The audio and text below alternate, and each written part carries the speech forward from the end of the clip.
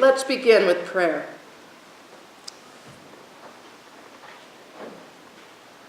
Generous God, strengthen our faith and give us courage that we might live lives of gratitude, giving our all for the future of your church and the life of this congregation.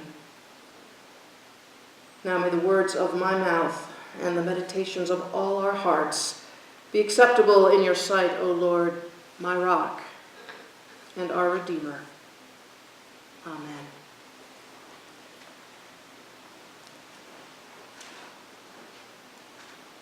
Just where do you think you're going? Big picture, I mean. I know you're all settled down comfortably in your pews right now in this majestic sanctuary.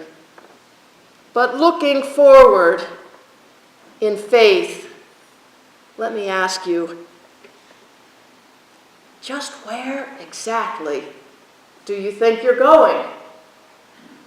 Usually we hear that question asked in a critical sort of way, in a disbelieving sort of way, usually with a "you get back over here right now" kind of comment that follows.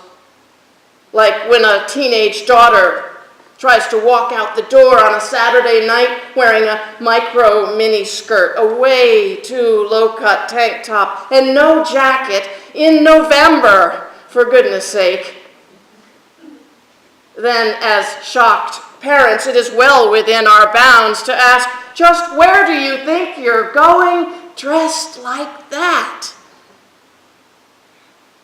Or when it is already horribly late and you've just turned off the porch light and powered down the computer or maybe switched off the TV for the evening and even the dog has gone to bed. And just then, your 18-year-old son bounds down the stairs 2 at a time and asks to borrow the car keys. Just where do you think you're going at this time of night? It's questions like these that you might have heard before, or you might even have asked them yourself. But what I am asking you today, in a different sort of way, not to be critical, but to challenge you some, is a question about your intentions, as well as about your gumption.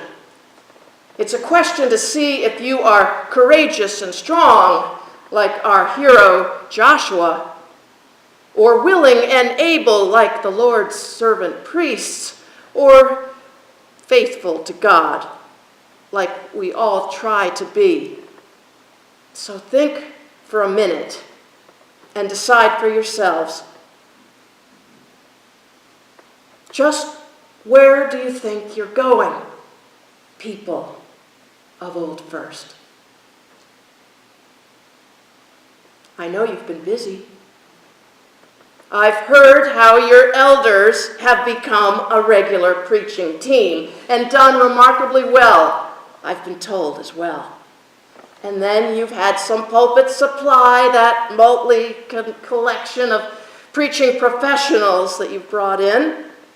You've even dug up the likes of me. Times must be tough because you've got me here for a second communion Sunday now in as many months. And normally I'm supposed to be the leading worship over at Smithtown. I'm their backup team, let's not forget. My session is getting worried about me. They're beginning to wonder if maybe I'm two-timing them. Just where do you think you're going this Sunday, Pastor? They're getting all parental on me, with raised eyebrows and arms crossed. Old First, I tell them. It's a communion Sunday. I plead, feeling guilty, almost begging on behalf of you folks. They need me at the table. But that is not the real, complete, truthful, in all ways reason. No, the real, complete, truthful in all ways reason that I'm here, beyond sacramental practicalities, is that, well, I love you people. I really do. I believe in you.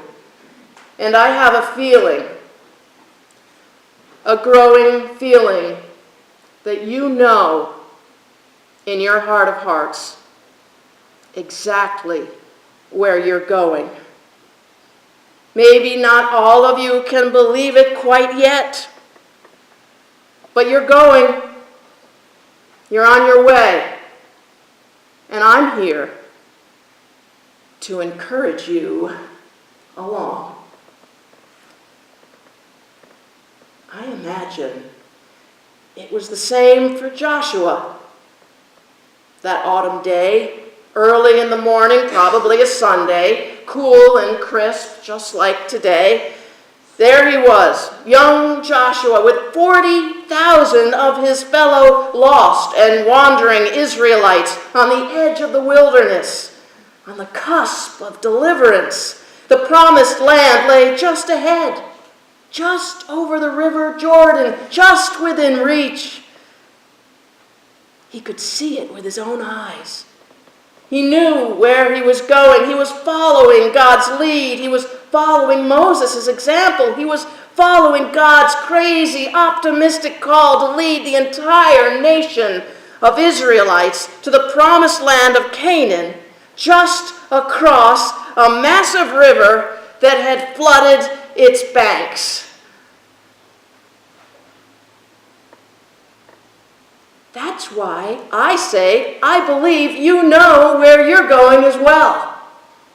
You've got some obstacles in the way, a river to cross, whatever it may be, a budget deficit, gaps in staffing, problems in programming, dwindling numbers. These are difficulties for sure, but they are not impossible ones.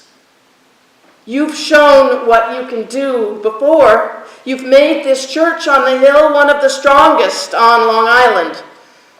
And you've done it with God's help, by following God's call, by trusting in God's plan and witnessing to the good news of Jesus Christ present in your lives day in and day out. You know where you're going. You just have to have faith that you can get there, even in times like these. Joshua had a direction and a mission and a promise from God. It's just that he had no idea how he was going to get all those people safely across the river. The Jordan had overflowed its banks. It was harvest time, and the river had crested, burgeoning to its fullest point. Not a good time to make a river crossing. Not with 40,000 men, women, and children and everything they carried. It was an impossible task.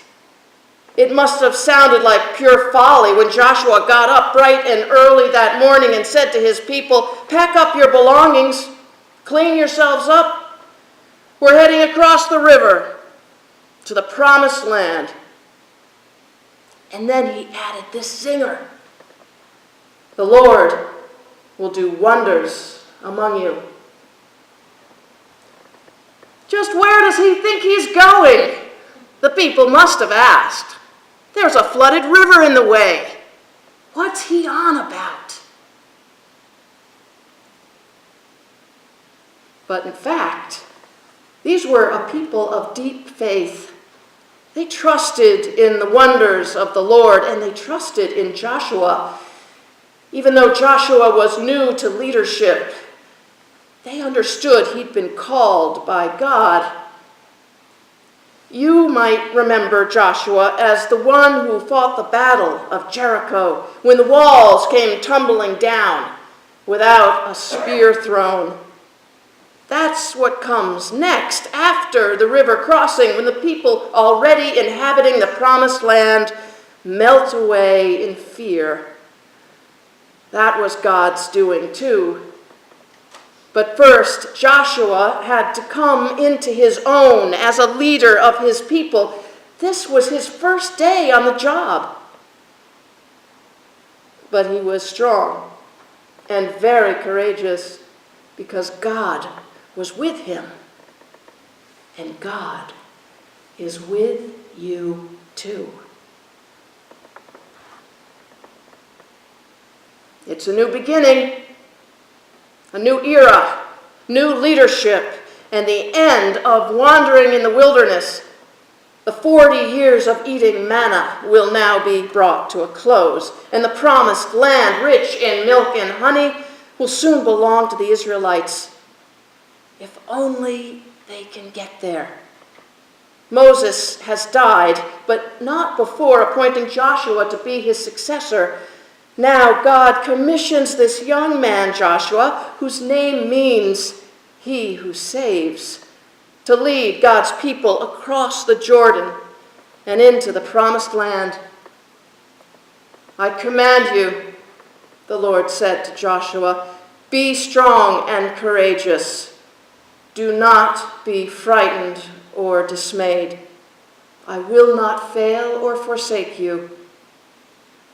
And with that encouragement, Joshua led God's people right up to the river's edge.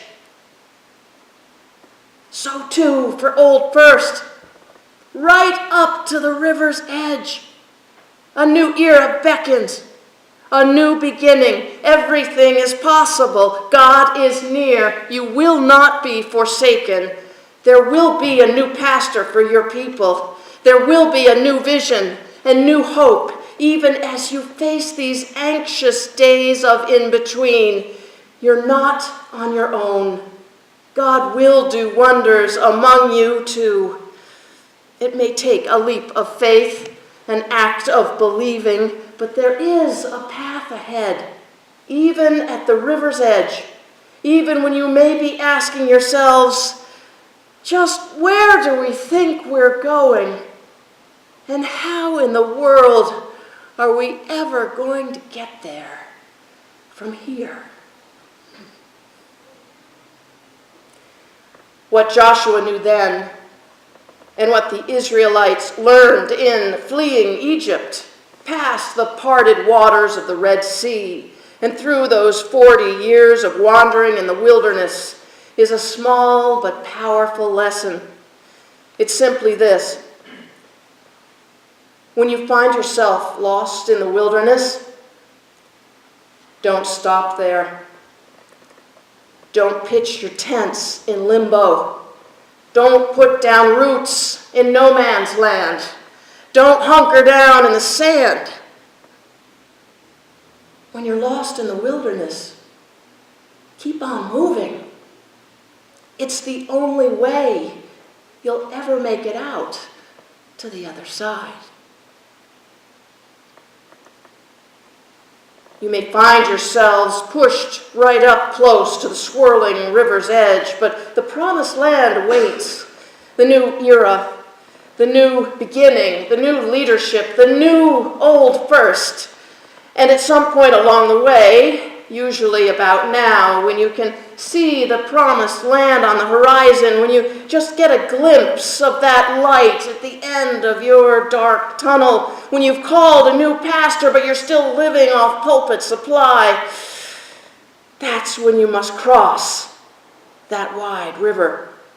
That day is here. It takes a leap of faith. It may even take a miracle, but that's where God comes in. God provides every time. We just need to keep strong and be courageous enough to keep moving forward, to make the river crossing, to push on. Don't give up. Rise up. Find your faith and follow God. Now is the time when Old First calls for your commitment, for you to stand up and say, yes, I'm in. Now is the time to make your financial pledge, for you to dig deeper than ever before. Now is the time for you to be generous when stewardship leaders come to you and ask you for a renewal of your pledge to the life of this worshiping community, to the future of this Congregation, now is the time to give your all when you're really not sure where you're going as a church, but you can just begin to see a glimpse of the future, when you can tell how hard your leaders have been working to find the way forward, when you can hear God call a new pastor into your midst, and when the time then has come for you to get your feet wet and do your part. It's now that you need to show your trust in God's plan. It's now when you write your check of support. It's now when you sign your pledge. It's now that you increase your giving, because it's now we need to be strong and courageous, for the river crossing lies ahead.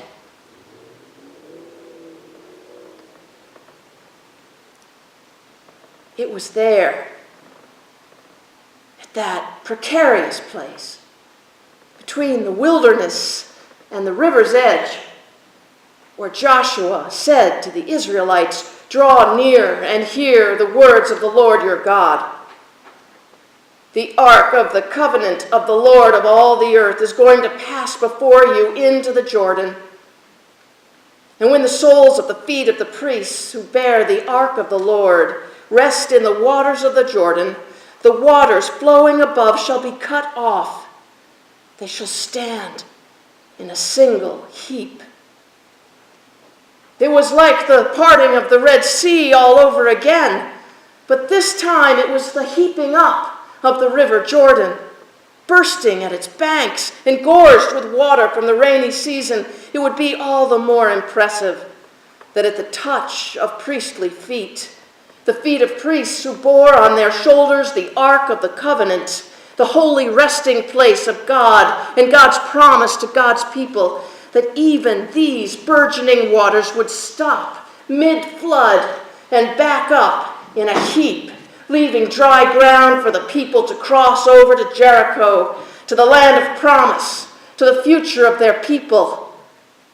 The Ark of the Covenant, God's promise to God's people, went first.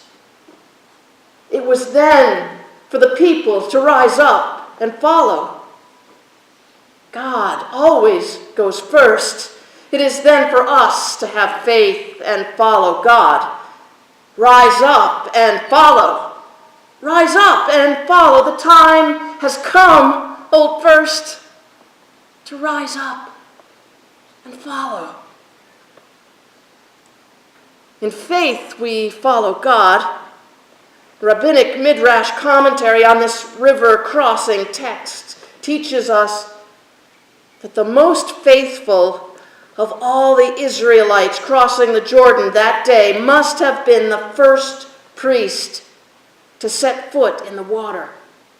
He was the one hoisting the bow of the ark on its wooden frame above him.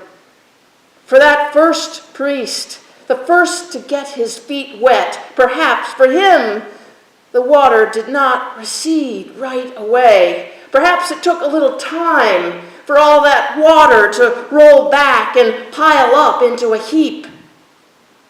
Step by step, he would go, the first one in deeper and deeper, and soon the water would be up to his thigh, and then up to his waist, up to his chest. He had to trust in God, whose very covenant he carried. He must have been up to his neck in worry and doubt. When would the waters roll back? He was carrying God's holiness on his shoulders. When would God's promise come through? Up to his neck, up to his nostrils even, in faith. He doesn't stop, but he's asking, "When, Lord? When?" It's now. The reprieve. The waters diminish. The waters drain away. The leaders who bore the ark on their shoulders are on dry ground now. They walked in faith to the middle of the now dry riverbed, a mountain of waters heaped up, giving safe passage. There they stood, solid in faith, while the entire nation of Israelites, all 40,000 of them, crossed over the Jordan without a single one lost.